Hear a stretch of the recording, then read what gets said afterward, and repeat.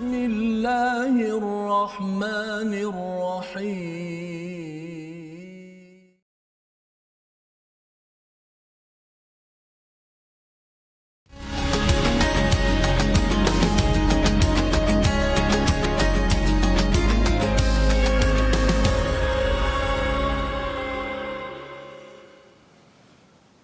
وذروا ظاهر الإثم وباطنه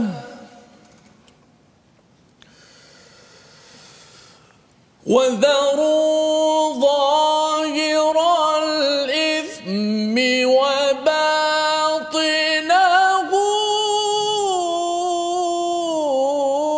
إن الذين يكسبون الإثم سيجزون بما كانوا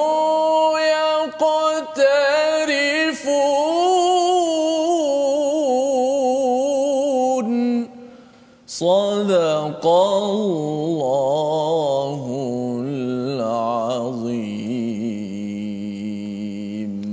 Assalamualaikum warahmatullahi wabarakatuh. Alhamdulillah wassalatu wassalamu ala Rasulillah wa ala alihi wa man wala syada la ilaha illallah syada Muhammadan abduhu wa rasuluhu. Allahumma salli ala sayidina Muhammad wa ala alihi wa sahbihi ajma'in. Amma ba'du. Apa khabar tuan-tuan dan puan yang dirahmati Allah sekalian? Kita bersyukur pada Allah Subhanahu wa taala yang memberikan peluang pada kita pada hari ini untuk meneruskan surah Al-An'am pada juz yang ke-8 halaman 143 bersama dengan ahli keluarga tuan-tuan yang mungkin berada di rumah ataupun yang mungkin berada di tempat kerja, adik-adik yang ada menonton di hadapan kaca TV. Kita mengucapkan syukur alhamdulillah kepada Allah yang memberikan izin kepada kita mendapat hidayah dan kita diberikan izin untuk sentiasa menatap menyuntik vaksin syifa kepada diri kita pada setiap hari.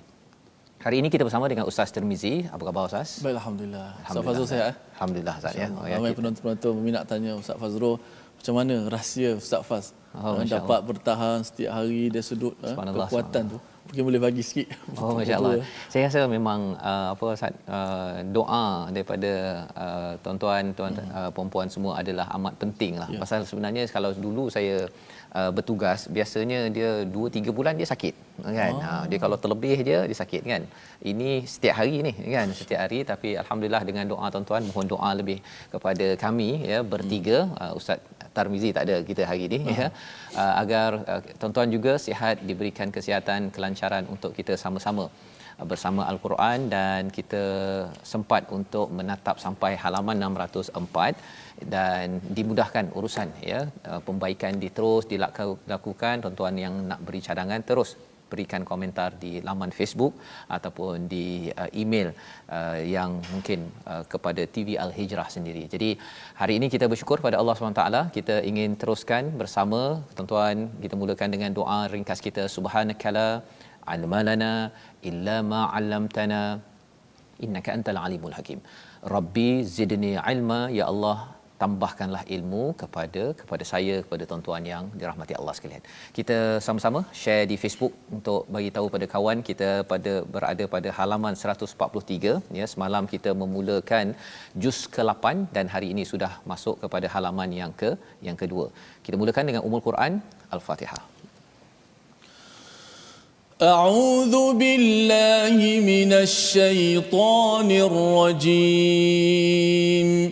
Bismillahirrahmanirrahim.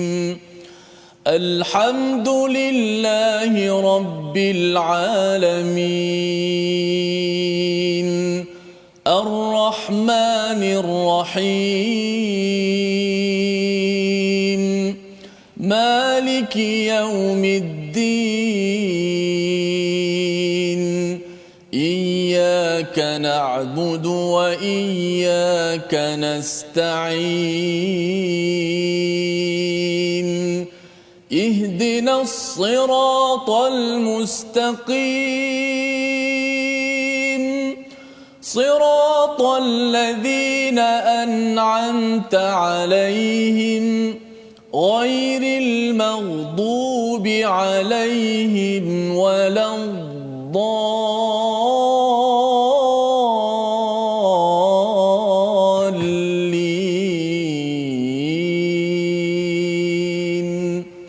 Amin. Amin ya rabbal alamin. Begitulah bacaan Ummul Quran Al-Fatihah untuk kita memulakan sesi kita. Kita mengulang kaji bahawa kita mohon pada Allah Subhanahu Wa Taala, iyyaka na'budu wa iyyaka nasta'in. Padamu ya Allah kami beribadah, dan salah satu ibadah yang kita laksanakan pada hari ini membaca Al-Quran untuk kita ambil hidayah, mohon hidayah agar ibadah-ibadah kita ini di atas jalan hidayah al-muhtadin. Dan pada hari ini nanti kita akan bertemu dengan satu perumpamaan yang menarik yang Allah bawakan kepada kita tentang cahaya, kerana cahaya ini amat penting untuk kita terus sampai ke syurga Allah Subhanahu Wa Taala. Jadi pada hari ini kita melihat sinopsis pada halaman 143, sinopsis kita pada ayat yang ke-119. Mari sama-sama kita perhatikan sinopsisnya, iaitu berjaga-jaga dengan makanan. Ya, ini perkara yang kita sambung daripada semalam, dan ayat 120 dan 121 itu Allah mengingatkan kepada kita untuk meninggalkan dosa, ya, dosa batin ataupun dosa zahir yang kita akan bincangkan. Kemudian perumpamaan yang Allah bawakan pada ayat 122, perumpamaan orang mukmin yang mendapatkan hidayah dan orang kafir yang sesat, ya, itu dibawakan pada ayat ini, dan diteruskan pada ayat 124, ayat berkaitan dengan keangkuhan orang musyrik dan tuntutan mereka atas kenabian. Ya, jadi ini adalah isi intipati ringkas daripada halaman 143. Kita ingin baca dahulu daripada ayat 119 hingga ayat 122 bersama Ustaz Tirmizi. Baik, terima kasih Fadil Ustaz Fazrul. Penonton sahabat-sahabat Al-Quran, kita nak teruskan lagi Al-Quran dalam kehidupan kita untuk memahami makna-makna ayat-ayat Allah Subhanahu Wa Taala, kerana bukan sekadar kita nak mengetahui pengetahuan semata-mata, tapi kita nak jadikan panduan dalam kehidupan kita. Kerana kehidupan ini adalah sebenarnya satu sebuah perjalanan, perjalanan nak menuju ke destinasi. Saya nak datang ke TV Hijrah ni, kalau saya tak tahu jalan, saya tak akan sampai ke tujuan destinasi saya. Maka saya mesti tahu jalan yang benar. Maka hidup ini sebenarnya ada jalan yang betul, ada jalan yang tak betul. Pilih ini baik, pilih ini tak baik. Maka begitulah kehidupan kita dekat dunia. Kita dalam sebuah perjalanan nak menuju ke destinasi. Pilihan yang betul Al-Quran, petunjuk kita, manual dalam kehidupan kita yang akan menyampaikan kita pada matlamat tujuan kita. Kalau tidak, kita akan sampai ke tempat yang tak sepatutnya. Dua-dua semua menuju ke akhirat belaka. Bahkan bukan kata akhirat saja, di dunia kalau kita ikut panduan Al-Quran, kita akan berhasil dalam kehidupan kita. Ayat 119 hingga 122. Sama kita baca dengan tarannum seperti mana lagu dalam surah Al-Fatihah sebentar tadi. Jiharkah. A'udzu billahi minasy syaithanir rajim.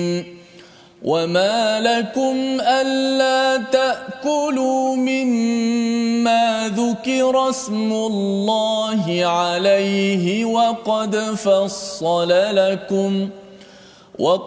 فصل لكم ما حرم عليكم إلا ما اضطررتم إليه وإن كثيرا ليضلون بأهوائهم بغير علم إن ربك هو أعلم بالمعتدين وذروا ظاهر الإثم وباطنه إن الذين يكسبون الإثم سيجزون بما كانوا يقترفون ولا تأكلوا مما لم يذكر اسم الله عليه وإنه لفسق وَإِنَّ الشَّيَاطِينَ لَيُوحُونَ إِلَى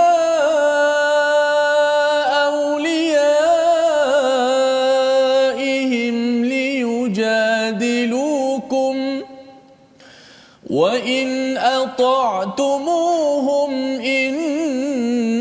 إنكم لمشركون أومن كان ميتا فأحييناه وجعلنا له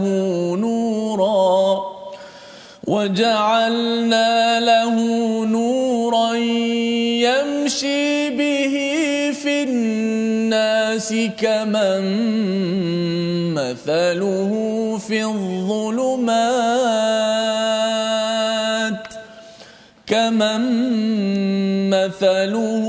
في الظلمات ليس بخارج منها كذلك زين للكافرين ما كانوا يعملون صدق الله العظيم. Surah Al-Azim, gitulah bacaan daripada ayat 119 hingga 122 yang ada kaitan dengan daging, Ustaz ya. Ayat ni sampai pada waktu dikala negara kita sekarang ini ya. Bukan kita yang rancang, Ustaz ya. Tetapi itulah isu yang berlaku sekarang. Saya dapat mesej di Facebook semalam, ada yang terlibat dalam penyembelihan di negeri di Malaysia ini. Dia kata pusat penyembelihan ni tak banyak pun sebenarnya ya. Tetapi banyak ayam-ayam yang ada dalam pasaran ini yang kadang-kadang tidak dapat di trace ataupun tidak dapat dikenal pasti daripada mana sumber penyembelihannya.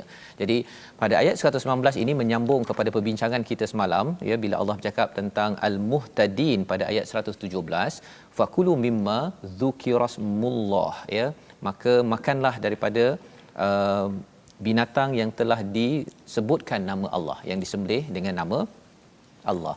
Mengapa penting? Kerana zaman Quraisy ataupun di zaman musyrik itu, mereka biasa untuk makan makanan bangkai, Ustaz ya. Maksudnya bangkai ini sama ada mati ataupun yang disembelih tapi bukan kerana Allah. Dan bila kita melihat kepada makan makanan yang tidak disebut nama Allah ataupun bangkai ini disebut dengan nama berhala ya, dengan sebab berhala, perkara ini adalah satu sejarah yang panjang. Jadi kita baca dahulu ayat 119, dan mengapa kamu tidak mahu memakan daripada apa sembelihan haiwan yang ketika disembelih disebut nama Allah, padahal Allah telah mengharamkan padamu kecuali jika kamu dalam keadaan terpaksa. Dan sesungguhnya telah banyak yang menyesatkan orang yang dengan hawa nafsunya tanpa ilmu pengetahuan. Tuhanmu lebih mengetahui orang-orang yang melampaui batas. Inna rabbaka huwa a'lamu bil muhtadin. Jadi apakah sebenarnya, mengapa banyak sangat cakap pasal makanan, Ustaz ya? Satu, surah Al-An'am ini cerita pasal tauhid. Yang kedua, Al-An'am maksudnya binatang ternakan. Dan bila bercakap tentang wama lakum, mengapa kamu tidak mahu makan daripada apa yang disebut ketika disembelih dengan nama Allah, padahal Allah telah menjelaskan. Pasal salah satu daripada ragu-ragu yang dibawakan oleh orang Farsi kepada orang musyrik di Mekah itu, dia kata kalau haiwan tu terbunuh kan, maksudnya mati dengan izin Allah, dia kata. Dia cakap pada orang musyrik Mekah. Tapi kalau kamu sembelih kamu kata halal, bila Allah bagi dia mati, kamu bagi dia mati halal. Allah bagi dia mati tak halal. Kan? Ini apa ke? Ini orang Farsi menimbulkan was-was kepada orang musyrik di Mekah. Jadi mereka pun bertanya, kalau pakai pisau kami, pisau orang Farsi itu daripada emas tak halal, pakai pisau kamu halal. Kan bila fikir-fikir begitu, kalau orang yang tidak melihat bahawa ini adalah daripada Allah Subhanahu Wa Taala, dia akan ada ragu-ragu, Ustaz. Dia akan ada ragu-ragu. Maka di sinilah sebenarnya Allah menyatakan bagaimana sejarah tentang sembelihan bukan kerana Allah ini. Kalau kita tengok pada sejarah Nabi Nuh alaihi salam, ada orang-orang yang soleh, Ustaz. Orang-orang soleh. Itu sebabnya dua kumpulan yang penting pasal makanan ini. Satu adalah orang bisnes, satu lagi adalah orang baik-baik. Orang bisnes dia memang kalau boleh dia nak jual daging daripada mana satu dunia ni, masuk semua ke Malaysia dan sila makan pasal nak buat duit. Ya. Maka pada zaman Mekah itu mereka nak buat duit sebenarnya dengan membekalkan makanan-makanan yang tidak halal. Yang halal dia satu, tapi yang tak halal, pasal yang tak halal ini lebih banyak dan lebih murah. lebih murah. Itu sebabnya tuan-tuan, seperti mana yang kita bincang semalam, makanan kita kalau katakan mahal sikit di tempat kedai muslim yang confirm sembelih dengan tangan dengan nama Allah, kita ambil yang itu berbanding dengan mungkin ada tempat yang murah tetapi rupa-rupanya dah bercampur-campur dengan kontena-kontena yang diseludup, yang dirasuah kepada pegawai-pegawai yang tidak bertanggungjawab. Jadi di sini Allah menyatakan kalau satu ahli bisnes, tapi satu lagi berkaitan dengan istilah wa inna kathiran la yudilluna bi ahwaihim bi ghairi an. Mengikut hawa nafsu ini, zaman Nabi Nuh ada orang yang baik. Jadi bila mereka baik, namanya Wadda, ada Yaghus, ada Nasrah, nama-nama mereka ini. Bila mereka meninggal, apa yang dibuat? Mereka buat berhala ataupun buat tugu, Ustaz. Itu sebabnya tugu ni kena sensitif sikit ya dalam kehidupan kita. Jangan kita rasa wah suka sangat dengan tokoh agama, dia memberi pencerahan pada saya buatlah satu monumen, satu tugu. Khawatir apa yang berlaku ialah akhirnya orang sembah tugu tersebut, bukannya sembah kepada Allah, walaupun orang soleh itu menyembah kepada Allah. Dan kesannya ialah kadang-kadang dia nak minta pertolongan daripada Allah, dia melalui tugu ataupun berhala tersebut. Apa yang dia buat? Dia beri makanan. Dan apakah makanan yang diberikan itu? Adalah binatang ternakan, salah satunya yang disembelih dengan nama tugu tersebut. Cuba kita nampak kan betapa liciknya syaitan untuk menggoda manusia sehingga makan perkara yang tidak halal. Di hujung itu Allah menyatakan inna rabbaka huwa a'lamu bil mu'tadin. Allah tahu siapa yang melampau, ya, melampau. Orang bisnes yang melampau Allah tahu, ya. Kemudian apa lagi? Orang agama, ya, dia tak berniat pun untuk disembah, tetapi orang-orang pengikutnya. Itu sebabnya semalam kita dah berbincang tentang jangan kita terpengaruh dengan zuhrufal qawli urura pada ayat yang ke-112. Jangan cepat kagum pada selebriti. Ya, kalau selebriti itu cakap bagus apa sebagainya tetapi bukan atas kebenaran, jangan jadi follower, jangan jadi fan dia. Tengok Korea ke, tengok orang-orang yang tidak. Pasal apa? Pasal bila kagum sangat pada seseorang, kita mungkin mudah tercalar akidah kita. Dan Allah ingatkan pada ayat 120, dan tinggalkanlah dosa yang nyata ataupun yang tersembunyi, sesungguhnya orang yang melakukan perbuatan dosa kelak akan diberi balasan sesuai dengan apa yang mereka lakukan. Jadi seruan Allah kepada kita, tinggalkan ahli bisnes yang kartel, yang mengambil daging-daging daripada luar negara yang tidak halal, pegawai-pegawai yang terima rasuah, kena tinggalkan amalan zahir dosa tersebut, dan juga batinah. Batinah ini maksudnya apa? Dosa dalam yang tersembunyi. Kadang-kadang kita kata bahawa kita tak makan tak makan makanan yang haram, contohnya khinzir tak makan, tetapi yang rasuahnya okey, kan, ataupun ribanya okey, itu adalah dosa batin. Ataupun lebih daripada itu, kita menyengutukan ataupun merasakan bahawa alah isu makan apa jadi, kan, sikit-sikit saja. Jadi ini perkara yang kita perlu beri perhatian. Innal ladzina yaksibunal itsma sayujzauna bima kanu yaqtarifun. Ya, sesungguhnya orang yang melakukan dosa, Allah kata akan dibalas dengan apa yang mereka laksanakan. Ya, jadi ayat ini adalah amaran kepada saya, kepada semua orang, terutama tentang bercakap tentang dosa zahir dan batin. Maksudnya Ustaz, ya, bila ada yang kata dia terima rasuah agar kontena masuk ke dalam negara, daging bercampur-campur tersebut, dia rasa dia lepas. Allah kata apa? Innal ladzina yaksibunal itsm sayujzauna bima kanu yaqtarifun. Allah akan balas bila? Itu maksudnya akan dibalas, mungkin di dunia, mungkin di akhirat. Dan sekarang kita tahu ada pegawai yang telah dibongkar bahawa mereka menerima rasuah untuk daging-daging yang tidak halal itu masuk. Dan kita kena, tuan-tuan, ya, amat sensitif. Ayat yang 120 ni amat sensitif tentang dosa zahir dan dosa batin dalam kehidupan kita. Pasal Allah boleh bongkar. Ya. Kalau Allah nak bongkar, anytime, pada bila-bila masa sahaja. Jadi membawa kita kepada perkataan kita pada hari ini, mari sama-sama kita perhatikan. Fasala, ya, itu yang disampaikan pada ayat 119 tadi, iaitu kita dijelaskan ataupun pelajaran yang berulang sebanyak 43 kali di dalam Al-Quran. Dan bila Allah betul-betul beri pelajaran pasal makanan, ya, mengapa penting? Kerana bila bawa pasal makanan ini, Ustaz, ya, dia bukan perkara yang mudah, bukan boleh dimudah-mudahkan. kalau katakan kita ambil mudah, kesannya nanti khawatir nanti Allah balas kita ya, dan itu lebih lagi yang disampaikan pada ayat 121 yang mungkin nak minta ustaz baca sedikit ustaz, ayat 121. Ya, 121 Baik, kita baca ayat 121, bagaimana jelas tadi tentang makanan begitu penting dalam kehidupan kita, bahawa dia akan memberi kesan kepada jiwa kita. Bahkan dalam hadis sebut bagaimana doa tidak dimakbulkan kerana pakaiannya, makannya halal. Mungkin kita orang Islam tak makan dah babi kan, khinzir dan sebagainya. Ayam tu fizikalnya halal lah, tapi caranya pula sembelihnya tak ikut, lepas tu ada rasuah dan sebagainya, duit yang sebagainya. Jadi tu kita bimbang, berkesan dalam jiwa manusia. Hidayah boleh terganggu Ustaz bila makanan itu tidak dijaga. So yang kita tak nak tu ya. Betul. A'udzubillahi.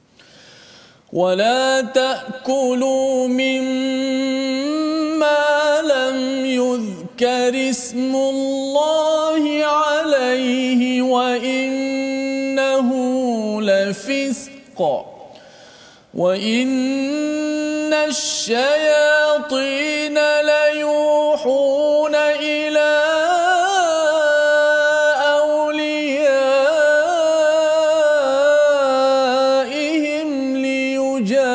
يجادلوكم وإن أطعتموهم إنكم لمشركون. صدق الله العظيم. Sadaqallahul azim. Allah mengingatkan sekali lagi pasal makanan, penting sangat pasal makanan ini pada hari ini, iaitu Allah menyatakan siapa yang makan dengan makanan yang tidak disebut nama Allah itulah fisq, benar-benar fasik ataupun derhaka kepada Allah. Malah pada semalam kita melihat itu menghalang daripada kita mendapat hidayah demi hidayah.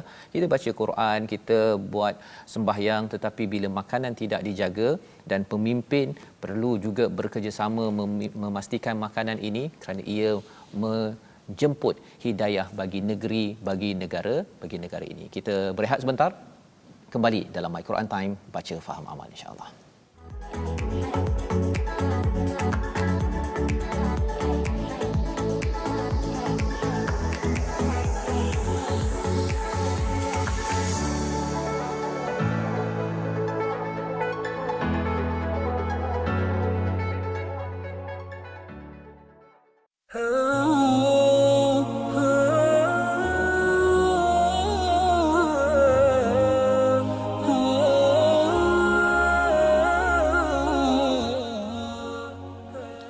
Alhamdulillah, barakallahu fiikum. Terima kasih kepada semua sahabat-sahabat Al-Quran kerana terus istiqamah dalam menunjukkan My Quran Time kita ini, dan moga-moga pencerahan yang diberikan dapat kita ambilkan panduan dalam kehidupan kita.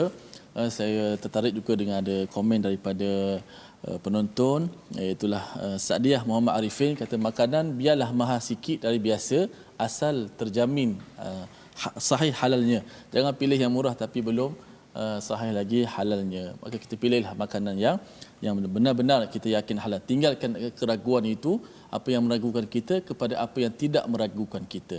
Daripada Wan Hazim Bakar, alhamdulillah semakin lancar tilawah dan tadabbur, mungkin boleh ditambah kepada 2 halaman setiap hari Ustaz. Oh, semangat dia. Nak tambah pada 2 halaman setiap hari, subhanallah. Ini saya percaya, saya yakin ini adalah rasa seronok, tak pernah rasa puas dengan Al-Quran, nak tahu isi kandungan Al-Quran betul. Kerana ini adalah panduan yang akan menyampaikan kepada kita pada destinasi kita yang sebenar. Kalau kita nak harap akal kita tak mampu untuk nak pilih yang baik ataupun yang buruk, tak boleh nak beza akal kita kerana terbatas kekurangan. Tapi wahyu Allah Subhanahu Wa Taala disuluh lagi dengan sunnah Nabi kita Muhammad sallallahu alaihi wasallam. Insya-Allah mudah-mudahan pilihan kita yang baik ini akan mengundangkan kebaikan di sisi Allah Subhanahu Wa Taala. Baik, kita nak belajar sedikit tajwid pada hari ini. Hari ini kita nak sebut lagi tentang nun sakinah. Yang mana nun sakinah ini adalah nun yang tidak berbaris. Nun sakinah dan tanwin, kita perkenalkan lagi nun sakinah pada hari ini supaya semua orang yang dapat lihat. Semalam kita dah sebut nun sakinah, hari ini pun kita sebut lagi nun sakinah 2 kali supaya kita dapat ingat betul-betul. Tajuk yang kita nak bicarakan ini adalah tajuk yang akan ke depan ni semuanya nun sakinah dan tanwin. Jangan pisahkan. Masuk pada ba izhar ke, ba idgham ke, ba iqlab ke, ba ikhfa ke. Ikhfa pada apa? Pada nun sakinah dan tanwin. Dan nun sakinah apa dia? Nun yang tidak berbaris. Ia adalah hukum yang ma'ruf, kita kata apa, nun sakinah ni yang ma'ruf di kalangan pembaca al-Quran, kerana hukum ini banyak dan berulang dalam Al-Quranul Karim. Jarang kalau kita jumpa satu muka surat tu tak ada nun mati. Saya pun tak check lah, tapi saya yakin hukum ni hukum yang terlalu banyak yang kita jumpa hampir bila kita baca Al-Quran. Maka nun sakinah dan tanwin bila berjumpa dengan huruf-huruf hijaiyah ataupun huruf Al-Quran, maka dia akan ada kesan pada bacaan nun dan tanwin tersebut. Mengikut huruf-huruf yang dijumpalah yang akan kita pecahkan satu persatu bermula pada hari esok, insya-Allah.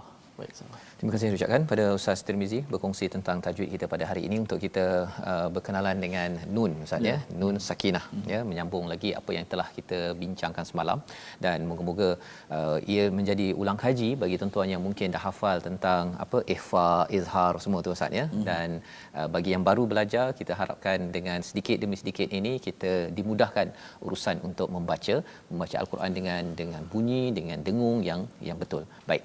Kita ingin meneruskan ya bacaan kita daripada ayat 123 hingga 124. Sebelum itu kita melihat dahulu kepada perumpamaan pada ayat 122 ya, awaman kana maitan ya, dan adakah orang yang mati lalu kami hidupkan, kami berikan cahaya yang membuatnya dapat berjalan di tengah-tengah orang ramai sama dengan orang yang berada dalam kegelapan sehingga dia tidak dapat keluar dari sana. Menarik perumpamaan ini, Ustaz ya. Hadir selepas pasal makan daging mati. Kan, selepas makan bangkai. Jadi Allah kata kalau kita ni makan bangkai, jijik sebenarnya. Kita kena ada rasa jijik kalau kita makan khinzir itu haram, makan bangkai pun haram, makan sesuatu yang tidak disembelih dengan nama Allah pun sama haram. Ya, jadi tuan-tuan, dia kalau boleh kita ada kuasa, kita ada kawan yang terlibat dalam pusat penyembelihan ataupun kedai makan ke apa ke, kena galakkan dia baca kepada halaman 143 ini, cek, semak kepada ayam daging yang ada. Jangan sampai kerana murah, kerana bisnes, maka dia diambil begitu sahaja.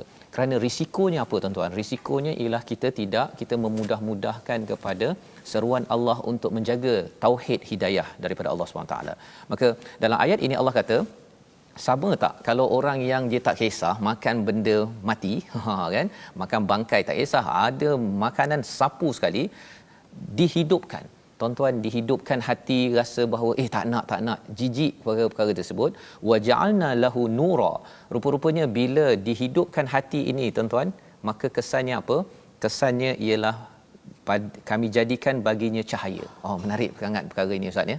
Maksudnya kalau kita amat jaga-jaga kepada, kita kena tengok, okey, saya makan makanan yang bangkai ke ataupun yang disembelih.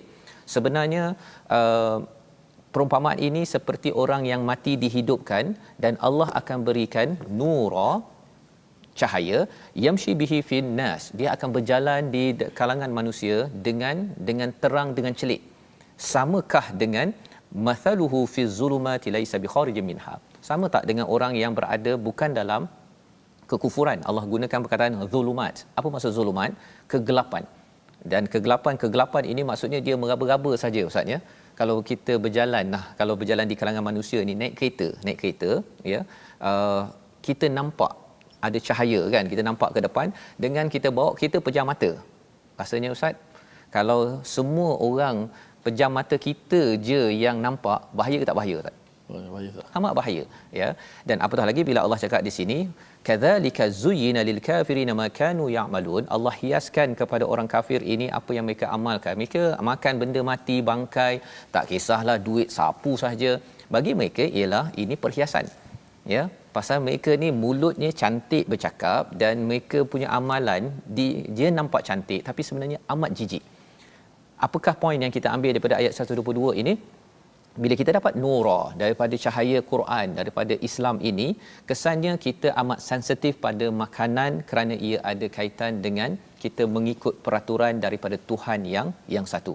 Wa kadzalika ja'alna, dan kami menjadikan, ya, kalau tadi Allah jadikan cahaya pada ayat 122, ayat 123, kami jadikan fi kulli qaryatin akabira mujrimiha liyamkuru fiha. Rupa-rupanya orang yang sombong, Ustaz ya, pembesar yang sombong, yang tak kisah pasal daging ni halal ke haram ke, yang dia nak dapat projek ke apa ke, ini juga adalah daripada Allah SWT, ya, liyamkuru fiha, agar mereka melakukan tipu daya ini, wama yamkuruna illa bi anfusihim wama yash'urun. Mereka membuat tipu daya, tetapi kesan tipu daya ini sebenarnya kesannya pada siapa? Bahayanya bi anfusihim, kepada diri mereka, wama yash'urun, mereka tidak sedar. Jadi ayat 123 kalau kita kaitkan dengan ayat 120 tadi itu, orang buat jahat ataupun orang yang buat tipu daya ini, dia rasa macam dia boleh lepas, Ustaz. Dia dah apa istilahnya kalau zaman sekolah menengah tu, boleh apa bagi orang yang apa clear, check warden ada ke tak ada ke, dia ingat dia lepas, Line clear. line clear, ya. Tapi rupa-rupanya dalam hidup ini, adik-adik yang kat sekolah menengah, ya, kalau ada yang nak buat tipu daya dengan warden, dengan pengetua sebagainya tu, kena ingat bahawa yamkuru wama yamkuruna illa bi anfusihim wama yash'urun. Mereka tidak sedar, tetapi sebenarnya Allah sedar bahawa sebenarnya mereka ni buat tipu daya kecil sangat. Allah bila-bila saja boleh bongkar, dan inilah yang Allah nyatakan dalam ayat 123. Ayat 124, Ustaz, boleh kita baca sekali lagi untuk kita melihat kepada perspektif orang yang tak percaya ini kepada keimanan ini. Ini dah kira di hujung-hujung surah Al-An'am untuk kita ambil pelajaran. Silakan. Baik, Ustaz. Ayat 123 dan 124 sah. Ya. Belum baca lagi tak tadi tak? 123 dah, 124. Okey, 124. Ya. Ayat last Okey. Auzubillahi minasyaitanir. وَإِذَا جَاءَتْهُمْ آيَةٌ قَالُوا لَن نُّؤْمِنَ حَتَّى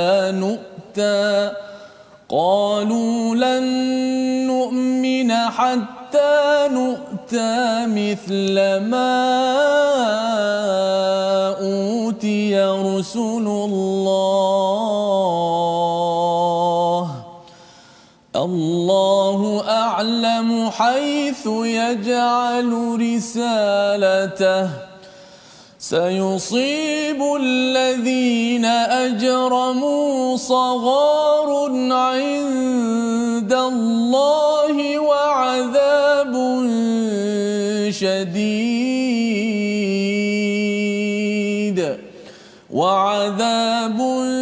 شديد بما كانوا يمكرون. صدق الله. Surah Al-Azim. Begitulah bacaan ayat 124, Ustaz, ya. 123 juga kita nak baca, ya, dan kita dah lihat kepada apakah intipati daripada ayat 123, dan demikianlah pada setiap negeri kami jadikan pembesar-pembesar yang jahat agar melakukan tipu daya di negeri itu, tapi mereka hanyalah menipu diri sendiri tanpa disedarinya. Ini adalah penerangan tentang realiti yang berlaku di Mekah itu, di mana ada orang-orang yang melakukan akabira mujrimiha, ya, akabira mujrimiha, pembesar, dia rasa diri besar dan melakukan kejahatan, liyamkuru, dia membuat plot, dia membuat konspirasi untuk buat segala perkara-perkara yang dia nak capai. Apakah perkara yang dia nak capai? Ialah untuk diri sendiri, ya, untuk diri sendiri. Allah kata wama yamkuruna illa bi anfusihim wama yash'urun. Tetapi sebenarnya plot yang dia ada itu, kesan buruknya itu adalah pada diri sendiri, bukannya kepada orang lain. Jadi mungkin Ustaz, ya, kalau Ustaz melihat kepada ayat 123 ini bercakap tentang pemimpin ni macam-macam, kan. Betul. Peringkat negara, peringkat negeri, peringkat keluarga pun. Tapi kalau bercakap tentang masyarakat di Mekah itu, mungkin pada waktu itu orang akan rasa kecewa lah, kan. Betul. Pasal ada pemimpin yang dia buat perangai, kan, dia buat perangai. Tapi kalau tengok kepada ayat ini, siapa buat perangai ini, dia akan kena pada diri dia sendiri. Jadi yang kita ni nak buat apa? Kan. Kalau kita tengok kepada ayat yang ke 122 tadi itu, kita kena maintain kepada mencari cahaya. Kita punya skop kita, mana yang kita mampu kita buat, ya, pastikan cahaya, jangan dizalimi. Pasal kadang-kadang, Ustaz, ya, kita kata ada orang atas lebih zalim, kan, tapi kadang-kadang ketika kita kat bawah kita ada zalim sikit, kan. Bila sampai ke atas, zalim lebih banyak. Dan kezaliman ini dia mudah berlaku bila kita makin lagi akabira, makin besar lagi jawatan, makin banyak lagi kita punya follower, makin banyak lagi kita punya pengaruh, zalim ataupun nak buat mujrimiha itu, membuat jahat itu lebih lagi, ya. Jadi ini perkara yang Allah ingatkan kepada kita. Okay, Ustaz, kalau kita baca sekali lagi ayat 1 2 3. Dia tahu ayat 1 2 4, tapi 1 2 3 ni nak kena tekankan juga. Okay, untuk kita yang banyak follower, banyak pangkat, banyak harta, banyak-banyaklah ni, yang besar-besar ni, jangan buat perkara yang kesalahan, ya, terutama sekarang ni kita bercakap tentang isu makanan sekarang ni lah. Jangan, ya, walaupun kita rasa macam kita dapat projek, kita dapat peluang, pasal Allah kata wama yamkuruna illa bi anfusihim wama yash'urun. Saya sekali lagi Ustaz. Okey. 1 2 3 Ustaz. Alhamdulillah. وَكَذَلِكَ جَعَلْنَا فِي كُلِّ قَرْيَةٍ أَكَابِرَ مُجْرِمِيهَا لِيَمْكُرُوا فِيهَا وَمَا يَمْكُرُونَ إِلَّا بِأَنفُسِهِمْ وَمَا يَشْعُرُونَ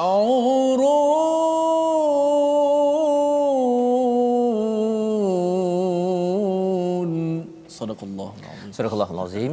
Dan ini adalah ayat 103. Dan demikianlah pada setiap negeri kami jadikan pembesar-pembesar yang jahat agar melakukan tipu daya di negeri itu, tetapi mereka hanyalah menipu diri sendiri tanpa disedarinya. Mungkin ada yang tanya, mengapa ada orang jahat, tak boleh jadikan semua baik, kan?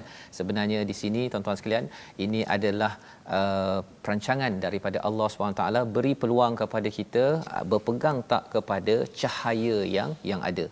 Kalau kita semua sama baik Ustaz, ya, macam malaikat, memang tak perlu cahaya lah, memang dah daripada cahaya pun, ya. Tetapi bila kita nampak perkara mujrimiha ini, ya, jahat ini, kerana ada kaitan dengan zulumat, kegelapan, barulah kita akan pegang cahaya elok-elok. Dan kita pegang cahaya elok-elok, Allah akan bantu.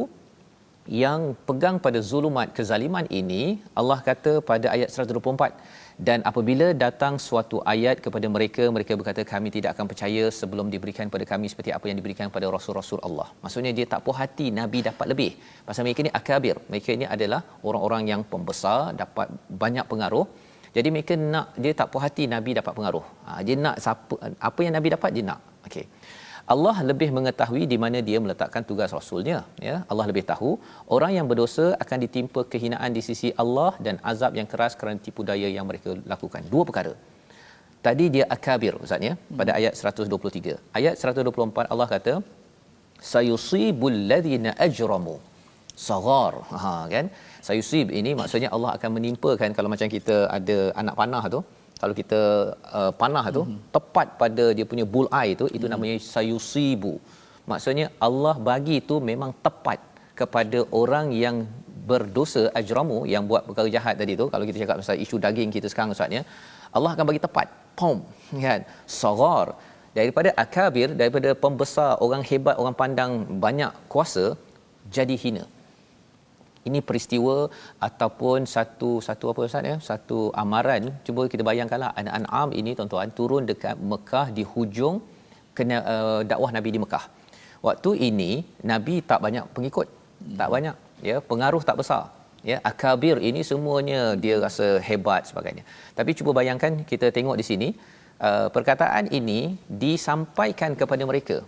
Ini Nabi dengan pengikut-pengikut yang biasa-biasa cakap kepada orang-orang yang akabir ini bahawa kamu nanti akan kena saghar, ya, kamu akan dihina oleh Allah. Maksudnya bercakap pada pemimpin, ingat, ya, kalau kamu lebih-lebih, ya, Allah akan hina kamu, Allah akan masukkan kamu dalam penjara, akan jatuhkan kamu. Ini cakap depan-depan pada waktu di Mekah. Bukannya kalau macam tu saya minta maaf lah, ya, pasal rasanya tak apalah, kita bincang balik lah. Kalau rasanya daging tu okey, kita boleh bincang balik, kita asing-asing kan ke. No way man. Kan, tidak. Dalam ayat ini Allah mengajar kita jangan apologetik, jangan kita rasa bahawa tauhid dan juga Allah itu kecil. Kita kena angkat. Maka Allah kata orang itu akan dijatuhkan, dihinakan. wa adzabun syadidun bima kanu yamkurun. Ya, akan dapat azab yang sangat keras atas apa perancangan jahat yang dibuat oleh mereka. Yang kita doakan agar kita memahami halaman 143 ini, mari kita lihat situasi yang kita boleh paparkan, iaitu nak daging yang halal atau haram, tak kisah, yang penting murah. Itu yang kita tak nak berlaku dalam masyarakat kita tuan-tuan sekarang. Dan kalau kita cakap kita nak beli sembelih cara Islam ke tidak, ya, jangan sampai kita memberi peluang kepada ahli bisnes, orang-orang yang berjual yang dia sombong, ya. Kalau boleh kita tinggalkan mereka, kita cari orang-orang yang mengutamakan halal, kerana halal ada kaitan dengan mengikut kepada Allah, ada kaitan dengan hidayah dan keimanan kita, dan kita sentiasa dipandu oleh Allah Subhanahu Wa Taala. Membawa pada resolusi kita pada hari ini, yang pertama, jaga sumber makanan dan pastikan halal agar iman kita terjaga, ya. Yang kedua, meninggalkan pertikaian berbantah kerana ia angkara syaitan, ya. Kita tidak berbantah tetapi kita berhujah dengan kebenaran. Berbeza dua perkara tersebut. Dan yang ketiganya, kita jaga betul-betul cahaya Islam dan Al-Quran sebaik mungkin. Insya-Allah segala perkara jahat yang dibuat oleh orang-orang yang kufur ataupun mendustakan Allah, ia akan dihandle, ya, ia akan diuruskan oleh Allah. Allah jadikan dia saghar, hina, dan diberikan azab yang sengsara. Kita doa pada Allah, Allah pimpin kita berada pada cahaya, pegang cahaya, jangan sekali-kali menzalimi sesiapa. Silakan Ustaz. Bismillahirrahmanirrahim. Alhamdulillahirabbil alamin, wassalatu wassalamu ala asyrafil anbiya'i wal mursalin wa ala alihi wa sahbihi ajma'in. Ya Allah, ya Tuhan kami, kurniakanlah kepada kami rezeki yang halal dan lagi berkat, ya Allah. Ya Allah, bila kekuatan kepada kami untuk sentiasa mencari rezeki yang halal, yang barakah, ya Allah. Ya Allah, jadikanlah makanan dan apa yang kami makan, apa yang kami minum, ya Allah, menjadi darah daging kami yang Kau redai, ya Allah. Ya Allah, tambahkanlah kepada kami ilmu yang bermanfaat, ya Allah. Ilmu yang mendekatkan diri kepadamu, ya Allah. Ilmu yang bermanfaat kepada kami hidup di dunia ini, ya Allah. Ya Allah, kurniakanlah kepada kami pemimpin yang amanah, pemimpin yang adil, ya Allah. Pemimpin yang bertakwa, ya Allah. Ya Allah, keluarkanlah kami daripada kegelapan kepada cahaya, ya Allah. Ya Allah, keluarkanlah kepada kami kepada kesalahan, kegelapan yang kami tidak sedar dan kami waswas, yang kami ragui, ya Allah. Jauhkanlah sifat ragu-ragu dalam hati-hati kami ini, ya Allah. Amin ya rabbal alamin. Walhamdulillah rabbil alamin. Amin ya rabbal alamin. Moga-moga Allah mengabulkan doa kita tuan-tuan sekalian, dan kita terus menjaga makanan kita kerana itu adalah tabiat harian, ya. Kalau kita tak baca Quran tapi kita jaga makanan yang halal, itu tanda bahawa kita betul-betul mengingat dan beriman kepada Allah yang satu. Inilah kesedaran dalam tabung gerakan Al-Quran yang kita ingin sebar-sebarkan agar masyarakat mengambil syakna perkara ini. Kalau perlu tuan-tuan memberikan idea, membanyakkan lagi usaha-usaha menghasilkan tanaman ternakan yang disembelih sendiri agar kita tidak perlu mengimport dan kita tertipu dengan orang-orang yang mengambil kesempatan atas makanan yang kita ambil setiap hari. Jadi kita bertemu lagi insya-Allah dalam ulangan pada jam 5 petang, 10 malam dan 6 pagi. Rancangan ini dibawakan oleh Mufas yang mendoakan tuan-tuan ambil makanan halal, jangan beri peluang kepada pembisnes yang tidak bertauhid kepada Allah Subhanahu taala. Bertemu lagi My Quran Time, baca faham amal insya-Allah.